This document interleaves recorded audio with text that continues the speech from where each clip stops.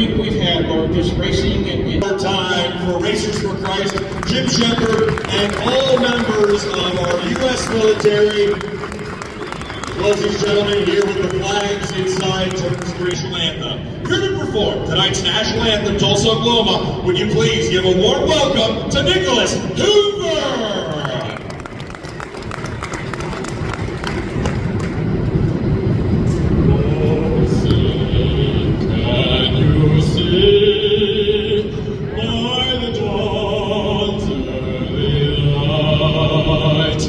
What so proudly we hailed at the twilight's last gleaming, whose broad stripes and bright stars through the perilous fight o'er the ramparts we watched were so gallantly streaming, and the rocket's red glare, the bombs bursting in air, gave proof through the night that a flag was still there.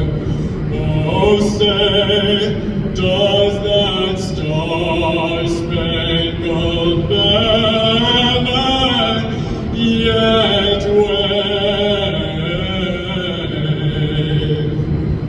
o'er the land of the free and the home of the